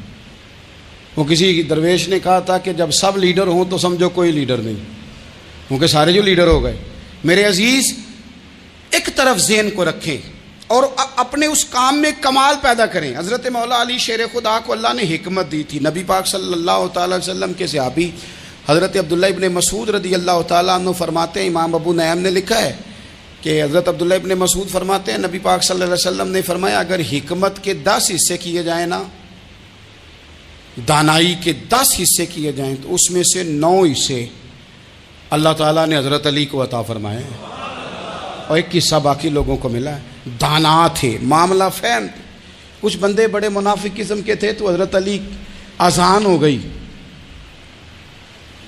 تو وہ حضرت مولا علی شیر خدا کے پاس آ گئے، اذان ہو گئی، حضرت علی نے جماعت کرانی۔ ان کا خیال تھا کہ آج ہم نے جماعت لیٹ کرانی ہے کسی طریقے سے۔ ہم چونکہ زیادہ باتیں، میں دوستوں سے کہتا ہوں بہت زیادہ خبریں نہ دیکھا کرو، بہت زیادہ بھی چیزیں نہ سنا کرو۔ آپ تو میرے بھائی موبائل کے اندر چلے جائیں گے، باہر کی دنیا تو اور ہے، تو تھوڑا باہر بھی نکلیں تصویروں سے، تھوڑا باہر بھی آئیں، دیگر معاملات بھی دیکھیں۔ ہمیں بڑے بڑے اچھے لوگ زندگی میں مل جائیں گے، لیکن ہم ان کے قریب نہیں جاتے، ہم دیکھتے نہیں کہ اصل بات کیا ہے، سنی سنائی چیزوں پر زیادہ گمان کرتے ہیں۔ اب حضرت علی چونکہ بڑے دانا تھے، مسلح پہ بڑھ رہے ہیں، جماعت کھڑی کرنی، اللہ اکبر کہہ رہے ہیں، بندوں کا خیال تھا نماز لیٹ کرانی ہے۔ نے فٹافٹ حضرت علی سے کہا کہ حضور ذرا وہ جانور تو بتائیے گا کتنے ہیں جو انڈے دیتے ہیں، اور ذرا وہ بھی بتائیے گا جو بچے دیتے ہیں۔ یہ ذرا اب کتنے کو بندہ جانور گنے، آہستہ آہستہ بندہ شمار کرے، ہو بکری جو ہے وہ بچہ دیتی ہے، مرغی انڈا دیتی ہے، اور گائیں جو ہے وہ بچہ دیتی ہے، اور بطخ جو ہے وہ انڈا دیتی ہے۔ بندہ تو یہ گننے لگ جائے تو حضرت علی شیر خدا یہاں ہاتھ ہیں، فرمانے لگے گھر جا کے گن لینا، موٹی سی بات بتاتا ہوں، جن جانوروں کے کان باہر ہوتے ہیں وہ بچے دیتے ہیں، جن کے اندر ہوتے ہیں وہ انڈے دیتے ہیں۔ اللہ اکبر، نماز کی نیت باندھ لی، تم گننا گھر جا کے۔ موٹی سی بات بتا دیتا ہوں، وہ صاحب کہتے ہیں میں حضرت علی رضی اللہ تعالیٰ عنہ کو الجھانے آیا تھا، میں خود بڑا الجھ گیا۔ یہ کیا ماجرا ہے، کیا معمہ ہے کہ 2 فکروں میں انہوں نے بات کو سمیٹا اور کمال کر دی۔ کہنے لگے گھر جا کے گننا، یہاں ٹائم نہیں، نماز کا وقت ہے، بس جن کے کان اندر ہے نا وہ انڈے دیتے ہیں، اور جن کے باہر ہیں وہ جا کے حساب کرنا۔ آپ ڈھونڈ لیں، تلاش کر لیں، چلے جائیں ماہرین کے پاس، پر شیر خدا شیر ہی ہیں۔ حضرت مولا علی کے جملوں میں کمال ہے، ان کی دانائی، ان کا تدبر، ان کی حکمت، ان کا فہم، ان کی فراست، ان کا کمال۔ ایک شخص بڑی دور سے آیا، اس نے کہا حضور مجھے نا لمبی باتیں یاد نہیں رہتی، 2 باتیں بس بتا دیں میں عمل کروں تو زندگی بن جائے، 2 باتیں۔ تو حضرت علی فرمانے لگے لمبی امیدیں نہ لگانا، لمبی امیدیں نہ لگانا، موت کا پتہ نہیں کب آ جائے۔ منصوبہ بندی ضرور کرنا آنے والی نسلوں کے لیے، اپنی ذات کے لیے لمبی امیدیں نہ باندھنا، یہ بھی کر لوں گا، یہ بھی کر لوں گا۔ ہم ریٹائر نہیں ہوتے زندگی بھر، پلان پہ پلان، پلان پہ پلان۔ تو اگر ہم پلان کر رہے ہوتے ہیں تو جو ہمارے نیچے ہوتے ہیں وہ ہمیں ریٹائر کرنے کا پلان کر رہے ہوتے ہیں۔ اولادیں تک والدین کو کمزور کرنے کے در پہ ہوتی ہیں کہ اب یہ ہٹے تو ہماری باری آئے۔ حضرت علی فرمانے لگے 2 کام، ایک تو لمبی امید نہ باندھنا، اور دوسرا فرمایا اپنے نفس کی خواہش کی پیروی سے بچنا۔ دنیا میں رسوا وہ لوگ ہو جاتے ہیں جو اپنے نفس کی خواہش کی پیروی کرتے ہیں، وہ بزدل ہو جاتے ہیں جو خواہشات نفسانی کے پیچھے بھاگتے ہیں۔ یہ کام نہ کرنا۔ تو دانائی اللہ تعالیٰ نے انہیں دی۔ پھر مزاج میں سادگی اور بلا کی سادگی۔ جوانوں، سادہ زندگی آسان ہوتی ہے. یہ جو زیب و زینت والی زندگی ہے یہ مشکل بڑی ہے. آپ یقین کریں جن لوگوں نے کپڑے پہننے ہیں نا پردے کے لیے وہ بڑے سوکھے ہیں، جو بھی مل گیا پہن لیا، اور جنہوں نے دکھانے کے لیے پہننے ہیں وہ بڑی مصیبت ہے کہ یار میں نے اتنا مہنگا جوڑا پہنا ہے، کسی نے تعریف ہی نہیں کی. کوئی تعریف کر دے تو پھر کہتے ہیں دیکھا نا آنکھیں چندھیا گئی نا دیکھ کے، اور نہ کرے تو کہتے ہیں جال ہی گیا ہے پورا، ایک جملہ نہیں بول سکا. چونکہ مزاج ہے نا.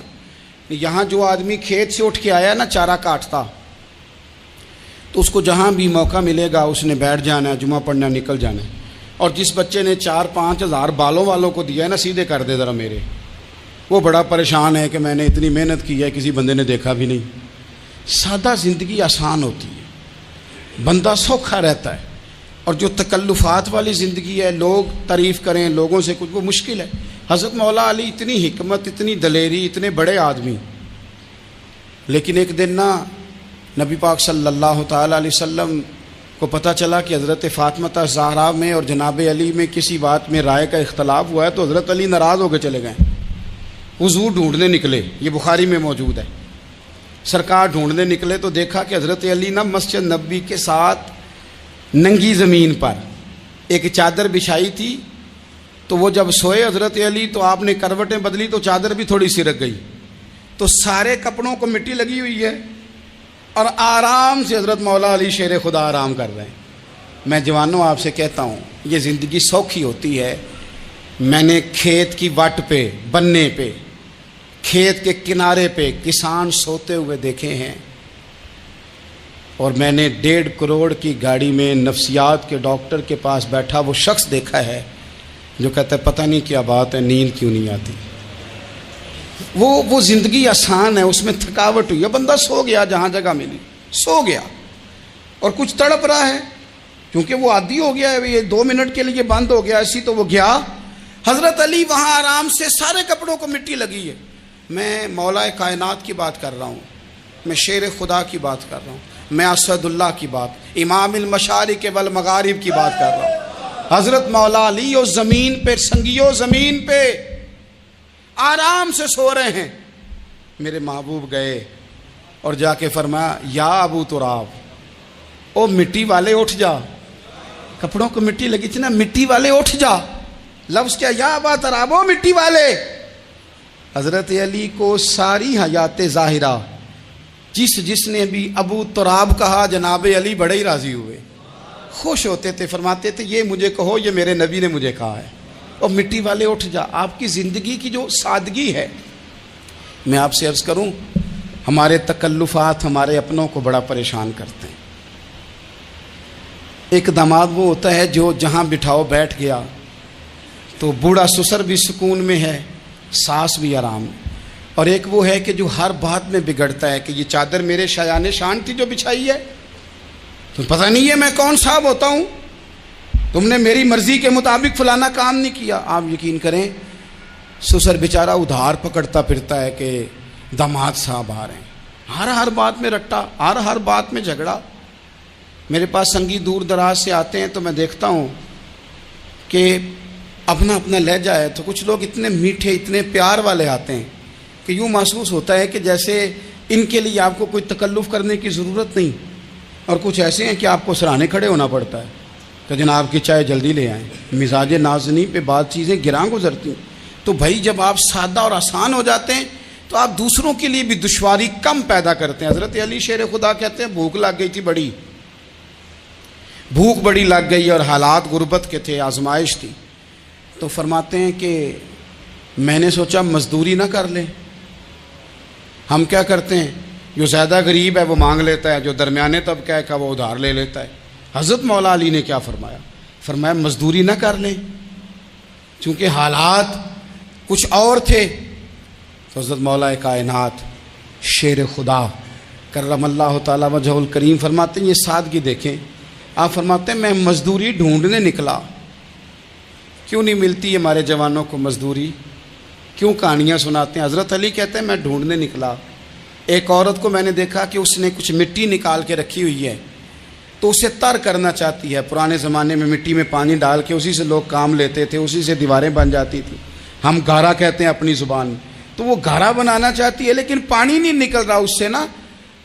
اس نے کنویں سے پانی نکالنا, نکل نہیں رہا. تو حضرت مولا علی شیر خدا کرم اللہ تعالیٰ وجہ الکریم فرمانے لگے, میں نے اس بی بی سے کہا کہ میں پانی نکال دوں, مزدوری دو گی؟ اس نے کہا میں بھی مزدوری تلاش کر رہی تھی. ایک پانی کا ڈول آپ نکالیں گے اور مٹی پہ ڈالیں گے تو ایک کھجور دوں گی. حضرت علی فرماتے ہیں گرمی بڑی سخت تھی, میں نے 16 ڈول پانی کے نکالے, 16 برتن بھر کے پانی نکالا اور اس مٹی پہ ڈالا. پھر میں ہاتھ دھو کے آیا اور اس خاتون کے پاس بیٹھا تو اس نے مجھے, او مزدورو کمزور کمزور پڑتے ہو, پیچھے پیچھے ہو کے بیٹھتے ہو, خیال بناتے ہو کہ ہم کوئی کمزور لوگ ہیں. یہ دیکھو میں کن کی بات کر رہا ہوں, جن کا پیار ایمان ہے, جن کی محبت ایمان ہے. حضرت مولا علی شیر خدا تمہیں سبق دے رہے ہیں کہ حکمت, دانائی, بہادری اور پھر سادگی. مجھ سے کئی دفعہ لوگ پوچھتے ہیں آپ کے والد صاحب, تو میں نے کبھی جھجک کے نہیں بتایا, نہیں میرے ابا پروفیسر نہیں تھے, میرے ابا پیر نہیں تھے, میرے والد صاحب جو تھے وہ عالم نہیں تھے. لیکن مجھے فخر ہے جب ان کا انتقال ہوا اور میں انہیں غسل دے رہا تھا تو اس وقت بھی ان کے ہاتھوں پہ چھالے تھے, اس لیے کہ وہ مزدور تھے, وہ محنت کرتے تھے.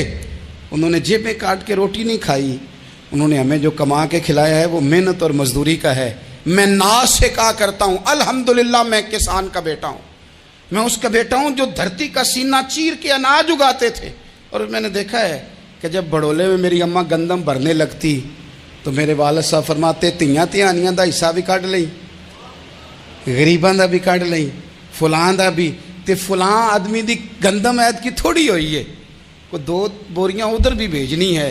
تو وہ جو غریبی کی سخاوت تھی اور وہ جو سادگی کی سخاوت تھی, اس کے اندر جو رانائی تھی اور اس کے اندر جو جذبہ اور شوق تھا, مزدور کا بیٹا پیچھے پیچھے جاتا ہے اور وہ گھبرا کے زندگی گزارتا ہے. تمہیں تو سر اٹھا کے جینا چاہیے.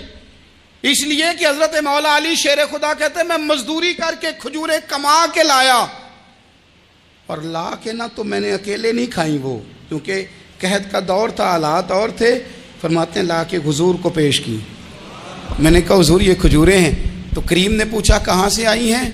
میں نے عرض کی حضور بھوک بڑی لگ رہی تھی تو مزدوری کے لیے نکلا, تو ایک عورت نے اپنے مٹی کو پانی لگانا تھا تو میں نے محنت کر کے یہ 16 کھجوریں کھائی ہیں. تو کہتے ہیں حضور زمین پہ بیٹھے تھے, مجھے بھی ساتھ بٹھا لیا, کھجوریں ہم نے وہاں رکھ لی, بڑے شوق سے میٹھی میٹھی باتیں بھی ہونے لگیں.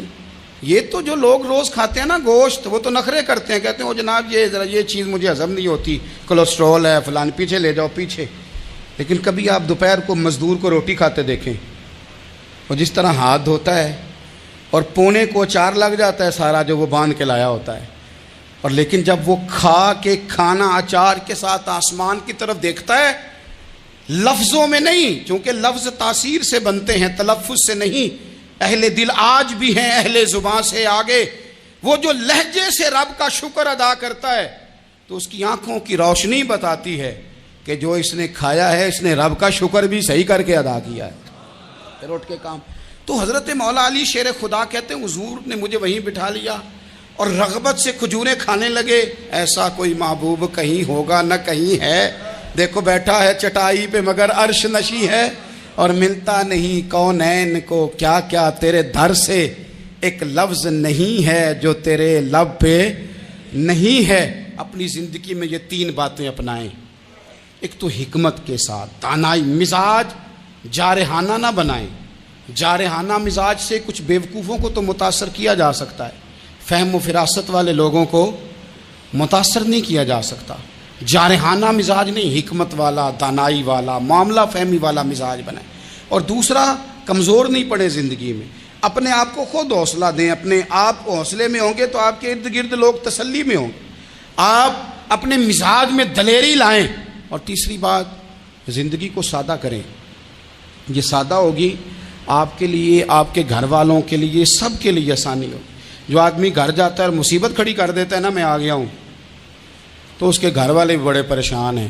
اس کے بچے یہ دعا نہیں کرتے ابا جی گھر آئیں, بلکہ یہ دعا کرتے ہیں کہ یہ آئے ہیں تو اللہ جانے کب جائیں گے.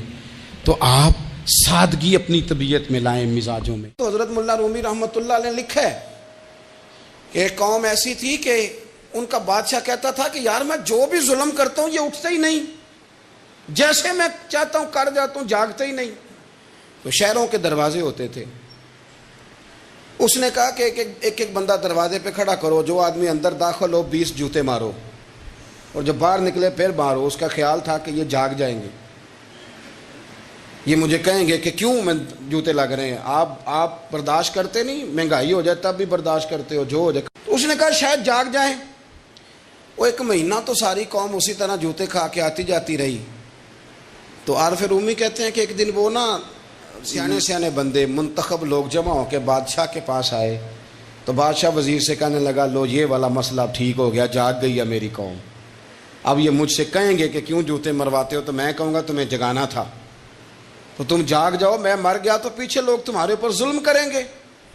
وہ سارے بندے آئے تو آگے کہنے لگے بادشاہ سلامت، ایک گزارش کرنی تھی۔ کہا کیا؟ کہنے لگے وہ ذرا جوتے مارنے والوں کی تعداد بڑھا دیں، ہمیں لائنوں میں لگنا پڑتا ہے، تو دفتروں سے لیٹ ہو جاتے ہیں ڈیوٹیوں، تو بندے ذرا بڑھا دیں وہاں۔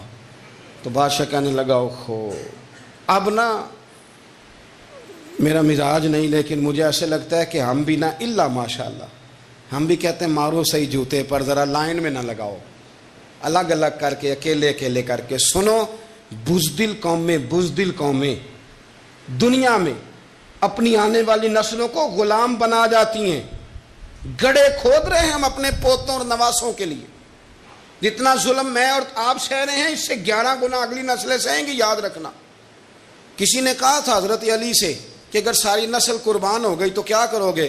تو مولا علی کہنے لگے ایک سیزن کی فصل دے کے اگر قیامت تک کی ساری فصلیں بچ جائیں تو سودا مہنگا نہیں، ایک فصل ضائع کر کے آنے والی بچ جائے تو سودا مہنگا۔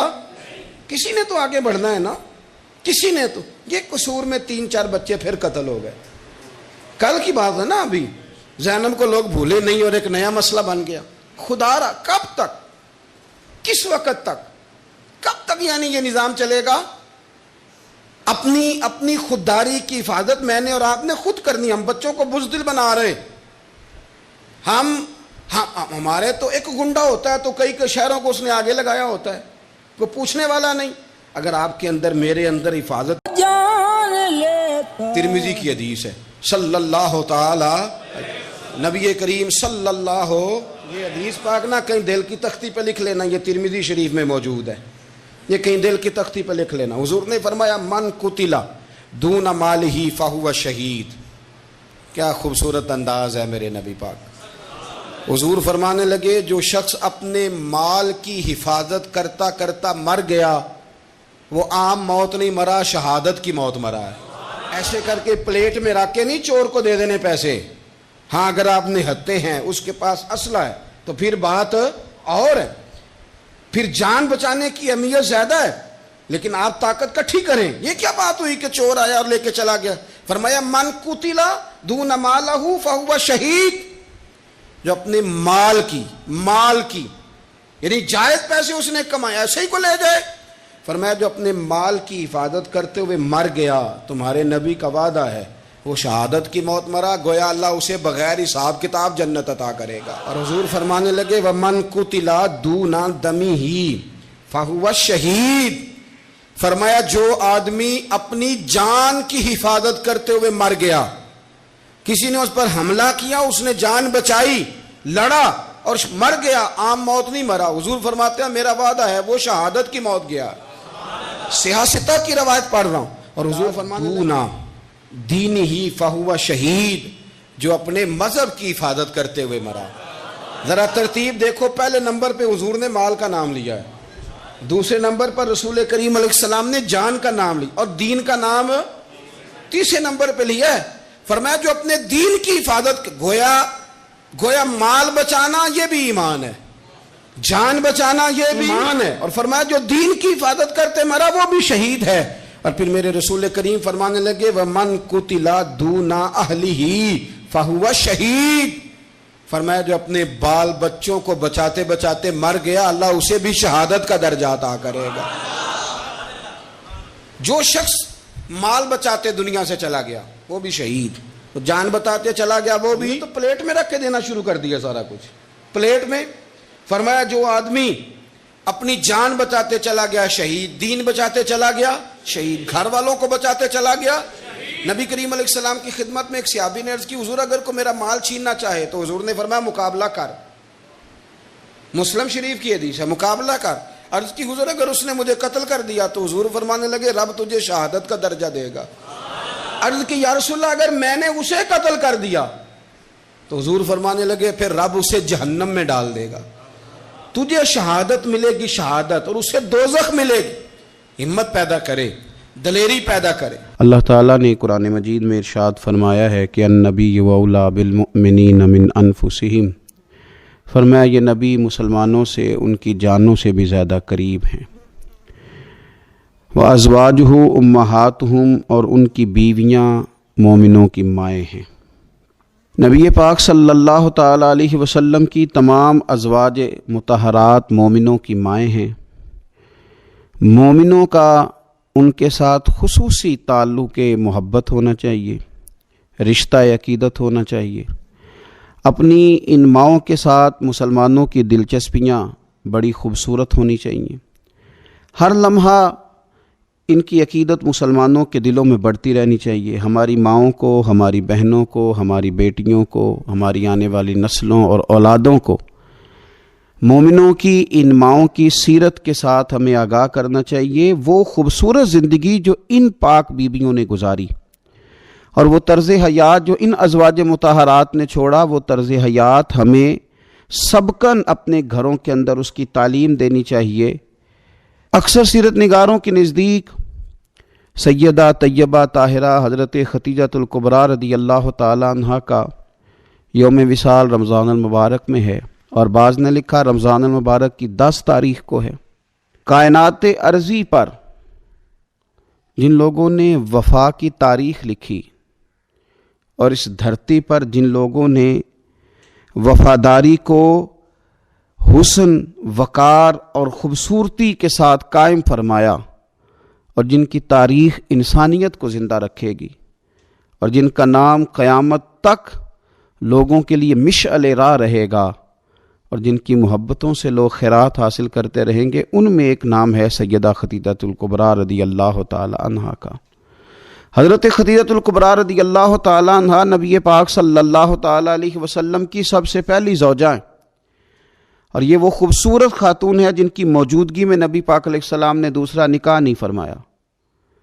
یہ حضور کے نکاح میں آئیں اور 25 سال انہیں حضور علیہ السلام کے ساتھ رفاقت کا شرف حاصل رہا۔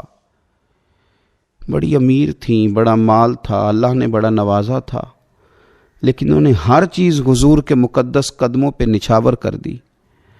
انہوں نے اپنا سارا مال لا کے حضور کی بارگاہ عالی مرتبت میں پیش کر دیا، اپنی ساری توجہات حضور کی خدمت پہ لگا دیں۔ حضور علیہ السلام جب کفار کی ظلم و ستم سے، ان کی طرف سے آنے والی تکلیفوں سے پریشان ہو کے لوٹتے تو یہ مقدس خاتون میرے قریب محبوب کی دلجوئی کرتی۔ گھر کے اندر نبی پاک صلی اللہ تعالی علیہ وسلم کا حوصلہ بڑھانے کے لیے اللہ تبارک و تعالی نے حضرت خدیجہ الکبریٰ رضی اللہ تعالی عنہا کو منتخب فرمایا۔ آپ حضور علیہ السلام کی خدمت کرتی، حضور سے محبت کرتی، حضور کی ساری اولاد سوائے ایک صاحبزادے کے حضرت خدیجہ الکبریٰ کے بطن نور سے ہوئی۔ اس ملکہ نے امیری چھوڑ کے حضور کے ساتھ فقیری کی، صبحیں بتائیں، شامیں بتائیں، جن کے لیے بہت ساری کنیزیں خود خدمت کرنے کے لیے موجود رہتی تھی۔ اس خاتون نے پھر اپنے دست مبارک سے حضور کی خدمت کی، کھانا پکایا، کپڑے دھوئے، ڈیوٹیاں کی۔ قربان جائیں، حضرت عائشہ صدیقہ رضی اللہ تعالی عنہ فرماتی ہیں میں نے رشک کیا ہے ساری زندگی حضرت خدیجہ الکبریٰ پر۔ اتنا ذکر حضور کرتے گھر میں، ان کا اتنا ذکر کرتے، اور کبھی ہم ذکر چھیڑ دیتے کہ حضور آپ حضرت خدیجہ کا ذکر کرتے ہیں، تو پھر تو حضور اور زیادہ سیدہ خدیجہ کا تذکرہ کرتے، اور زیادہ محبت کے ساتھ ان کی بات کرتے۔ یارو کبھی آپ غور کریں کہ یہ وہ عظیم خاتون ہے کہ جن کی سہیلیوں کے ساتھ بھی حضور اچھا سلوک فرماتے، ان کی سہیلیوں کو تحفے بھیجتے، کھانا پکا پکا کے ان کے گھروں میں روانہ کرتے۔ ان کا پیار کے ساتھ ذکر کرتے، ان کا تذکرہ کرتے۔ آپ کو بخاری مسلم میں حدیث ملے گی، حضرت ابو ہریرہ رضی اللہ تعالیٰ عنہ ارشاد فرماتے ہیں کہ حضرت جبریل امین علیہ السلام حضور کی خدمت میں حاضر تھے، تو حضرت خدیجہ الکبریٰ رضی اللہ تعالیٰ عنہ کھانا پکا کے لا رہی ہیں، تو حضرت جبریل امین علیہ السلام عرض کرنے لگے، یا رسول اللہ یہ خدیجہ کھانا لے کے آ رہی ہے، اس کے برتن میں آپ کے لیے کھانا ہے، سالن ہے۔ حضور جب خدیجہ آ جائے تو اسے اس کے رب کا سلام کہہ دیجئے گا، رب نے ان کے لیے سلام بھیجا ہے، انہیں اللہ کا سلام کہہ دیجئے گا، رب کریم نے سلام بھیجا ہے۔ اور فرمایا رب کریم نے ان کے لیے جنت میں ایک گھر بنایا ہے اور میں اس کی بشارت دینے آیا ہوں، وہ موتیوں سے بنا ہوا گھر ہے جس کے اندر کوئی شور نہیں ہوگا، کوئی تکلیف نہیں ہوگی، جو رب کریم نے سیدہ خدیجہ الکبریٰ کے لیے بنایا۔ بڑا بڑا لوگ مدر ڈے مناتے ہیں، ماؤں کا دن مناتے ہیں، ماؤں کے لیے لفظ کہے جاتے ہیں، شعر کہے جاتے ہیں، پھول بھیجے جاتے ہیں، پیار کی بولی بولی جاتی ہے۔ کائنات میں اگر لوگوں نے مدر ڈے منانا ہے، ماں کا دن منانا ہے، تو سیدہ خدیجہ الکبریٰ کا دن منایا جائے، اس ماں کا دن منایا جائے جس نے ماؤں کا وقار بلند کیا، اس عظیم خاتون کا دن منایا جائے جس نے لوگوں کو بتلایا کہ کائنات میں وہ بیویوں جن کے خاوند، جن کے شوہر دنیا میں کوئی بڑا کام کر رہے ہیں، وہ عورتیں اپنا کردار اس طرح کا بنائیں کہ وہ معاون بن جائیں، وہ مددگار بن جائیں۔ اگر وہ عورتیں حضرت خدیجہ الکبریٰ رضی اللہ تعالیٰ عنہا کا نقش قدم تلاش کر لیں گی، ان کا اسوہ نور اپنا لیں گی، تو ہو سکتا ہے کہ ان کے خامد اگر کوئی خیر کا کام کر رہے ہیں، کوئی بھلائی کا کام کر رہے ہیں، کوئی خدمت دین متین کر رہے ہیں، اس اسوہ کو اپنانے کی وجہ سے وہ ڈبل کام کر سکیں گے، شوہر پہلے سے زیادہ خدمات سر انجام دے سکیں گے۔ اس خاتون نے اپنی وفاؤں کا رخ اس طرح موڑا کہ اگر میں کہوں کہ وفا کا دوسرا نام ہی سیدہ خدیجہ الکبریٰ ہے، اگر میں کہوں کہ ادب کا دوسرا نام ہی سیدہ خدیجہ الکبریٰ ہے، اگر میں کہوں کہ شوہر کی فرما برداری کو کسی ایک جملے میں سمیٹا جا سکتا ہے، تو اس جملے کا نام سیدہ خدیجہ الکبریٰ ہے۔ سلام اس ماں پر جس ماں نے ہمارے پیارے محبوب علیہ السلام کو اتنا زیادہ پیار کیا کہ حضور سید عالم ان کے پاس آتے تو تسلی محسوس کرتے، کریم ان کے پاس جب تشریف لاتے تو حضور اپنے دل کو راحت میں محسوس کرتے۔ حضور علیہ السلام نے ان کے وصال کے سال کو غم کا سال قرار دیا۔ آؤ اس ماں کو خراج تحسین پیش کریں۔